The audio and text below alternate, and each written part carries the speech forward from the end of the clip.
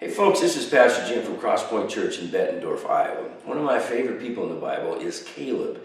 And you may remember Caleb. He was one of the 12 spies that Moses had sent into the land of Canaan to scout it out and bring a report back to him.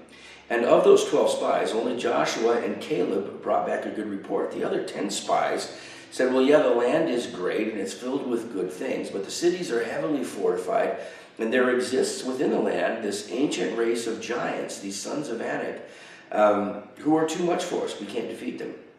So they fill the people's hearts with fear and faithlessness, and because of that, God condemns that generation to wander in the wilderness for the next 40 years until everybody dies off, and only Joshua and Caleb are allowed to enter into the land of promise. So now it's 40 plus years later. Caleb is an old man of 85 years old. Joshua and the Israelites have had a great victory. They've driven all of the inhabitants of the land out, and now they're dividing the land up. And Caleb goes to Joshua and the leaders of the Israelites to claim his inheritance. But here's the thing that's interesting. The land that he specifically requests is a region where these giants still exist.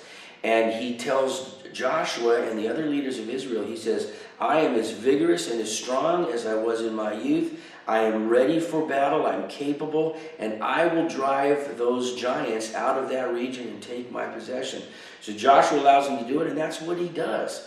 You see, folks, we need more Calebs in our churches. I have an idea that Caleb was that guy that all those years they were traveling and wandering in the desert. I imagine he was that guy that every time the conversation went back to that fateful day, he would say, I know we could have taken the land, and if I ever get a chance to battle those giants, I'm going to do it, and I'm going to drive them out. And now was his opportunity to do it, and he took hold of God's promises, and he acted with great courage.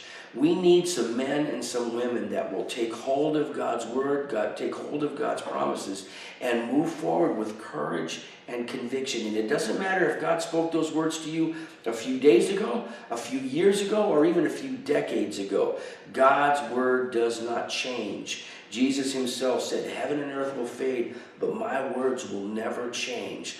We're going to raise up some Calebs here at Crosspoint Church, and I hope you'll be a part of it. We're going to talk more about it this Sunday at 9:15 and 11. I hope you can make it there. I'll see you then. Thanks for listening.